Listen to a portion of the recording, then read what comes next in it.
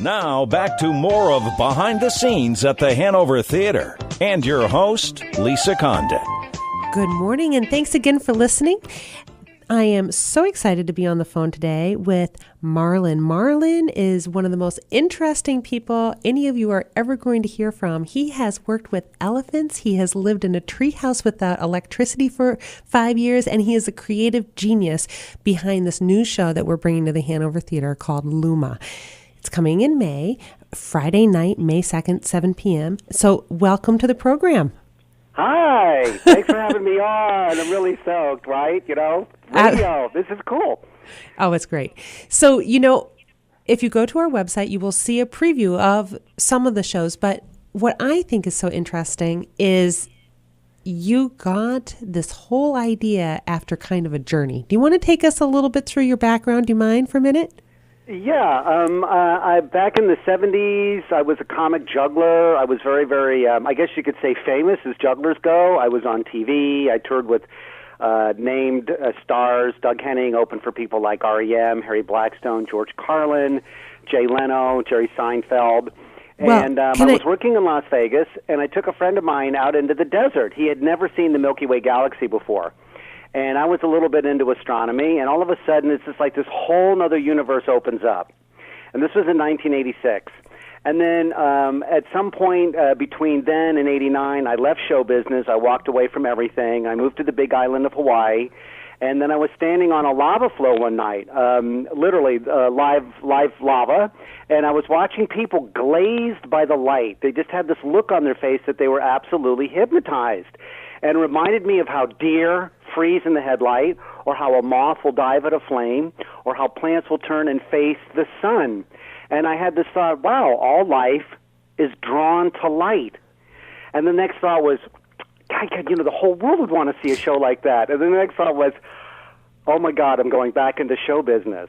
Excellent. So, yeah, that was in 89, and I had no idea what I was doing. I had no clue. And it was just a continuation of experimenting with different ways to depict the different types of light that I saw in the world, whether it was a firefly, a rainbow, the aurora borealis, a shooting star, a traffic light, a screensaver. I mean, light is ubiquitous, and we never really give it much thought.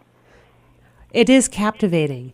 And it's interesting, too. You were talking about the constellations and the night sky. And when I look at some of your pieces, I can see in the movement kind of meteor showers and all sorts of really interesting things. Tell us more about that process. Well, the thing is you know, to have a light, you need a dark to stick it into. Yes. And the darkness becomes the canvas.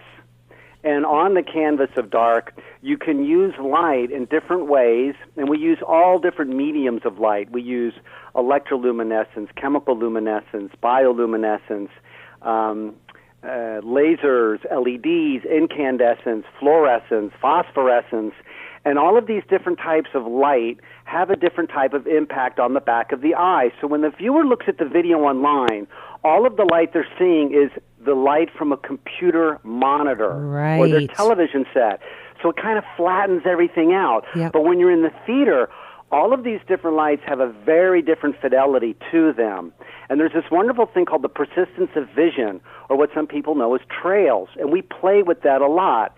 We do certain movements, and then it leaves the tracer on the back of the retina. So that's the really fun part of it. And another big part of this is the fact that I'm giving the audience the opportunity to be in the dark. And the dark is a rapidly disappearing resource. Mm-hmm. You know, we're affiliated with the Dark Sky Association. This work started back in the 80s. And the difference between what the planet looks like now, pictures from satellites at night, and what it did back then, there's just been an explosion of electric lights. And we're losing our view of the night sky.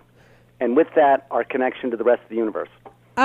You speak to my soul. I live in the middle of nowhere just so that I can experience that night sky. So I'm one of the lucky ones, but I'm so glad you talked about just the science a little bit behind the light and how we see it and how we experience it, because it is so significant, the different experience when you're in a live theatrical moment rather than sitting on your couch watching a movie on TV. And it's that same depth of experience that I think you have really intensified in your production. Yes, when people sit in the dark with no stimuli, it doesn't take very long before they start to fidget and get antsy and then uncomfortable and then fear. And it got me thinking, why do people fear the dark? And I think it goes back to our hairy caveman ancestors, because they learned that if they went into a dark cave or out into the night without a light, they may not come back. Oh. So the dark came to represent death. And yet everything that we hear about people dying is that they go to the light. Right. Yeah. So I hadn't thought of it like paradox. that. They live with each other, the light and dark. And then there's all of the labeling. You know, when we say dark, we think of it as being evil. We think of it as being bad. You know, it's the dark side of his personality. It was a dark day in our history. And yet, without the dark, a seed can't grow. We can't sleep. Right. The sun can't rise. Pardon? The sun cannot rise. That's right. Without the dark, the sun cannot rise. Well, and it's interesting, too. I just read something the other day about how a lot of times we want to capture the moments and we want to put a set time on, say, sunrise. But sunrise is actually a very gradual moment. You know what I'm saying? So It is. And that brings me to an experience that I had seeing a total eclipse of the sun. Oh. And what happened, this was in 1978, and I took the journey to see this. And it was somewhere up in the hinterlands of Wisconsin in the middle of the winter. And all of a sudden, the sky goes dark. And when the sky goes dark that fast, all of a sudden all the stars go boom. Really? They're there. Wow. Just like pulling a shade. And it made me think, wow, you know, when we see stars, it's a slow, gradual descent into darkness. You see one, then another, then another. A total eclipse of the sun, pow, all the stars are there instantly, and then I got to thinking, wow, the stars are over our heads during the day. We never see them, though. Right. Yeah, but you need the dark. Right. To stick the light into. Right. Well, and I love that time of day, too, in the early morning when you can still see the moon and the stars, but it's morning. That's always a little weird, too. So a little bit more about the show. Yeah. I realized that in telling the story about light, and there's a story to it now. It's about a mother trying to put their child to sleep who's afraid of the dark. Oh. Who's not familiar with that? And so the child's dream body goes on a journey to look for the light in the dark, and ends up going to the big city where all the brightest place on the planet. Ah. And his journey there and back. And so the work uses a lot of different physical disciplines from both my circus background, I did used to take care of elephants, and I was a juggler, to theatrical disciplines, to experimental, to performance art. So there's rhythmic gymnastics, there's magic, there's puppetry, there's chaos theory, there's dance, acrobatics, there's physics, there's experimental methods. And one of the things I really love about this is people look at it and they go, not only do I not know what it is I'm looking at, I have no clue how it's being done. So in a lot of ways, it's like magic, but when we experience magic, it's usually someone on stage who waves his hands, and the magic happens.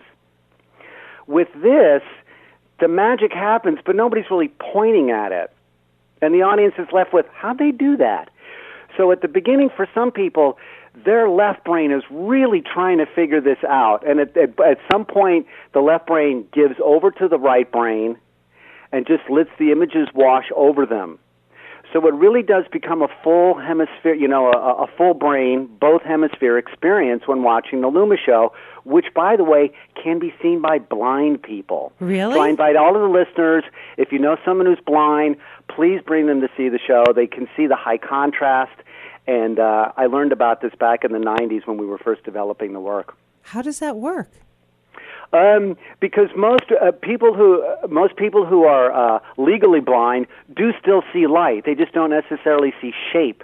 Gotcha. in the same way that we do. Gotcha. Very, very few people who are blind absolutely have no light receptors or cones and rods that work on the back of their eye. Right. And a father came in and said, my son really enjoyed the show. I said, that's great. He goes, you don't understand. My son's blind. I'm going, so how did you know that he was going to see it? Because I took him outside to look at the sky one night and he could see the stars. Wow. So, yeah. That's amazing. And so what else can you tell people about this show? We have about a minute before we're going to go to a break, and we can continue the conversation after that. But if somebody is just tuning in now, how would you try and summarize this Luma show that's happening on May 2nd? Luma is a show about light and darkness that uses a huge variety of different illuminated technology and physical disciplines to tell a story about light. And it's a kinetic art. So the performers are in motion with illuminated objects. They are dressed in black, so you do not see them. You don't see their shape unless we want you to. And those illuminated objects create a three-dimensional tapestry of light, color, and motion that etches an indelible image on the back of your mind. And I've had people come up to me 10 years later saying, I saw your show back in '99. It was great. It's like, wow, you still remembered that? I can't wait to hear more, but our listeners are going to have to tune in again next week for part 2.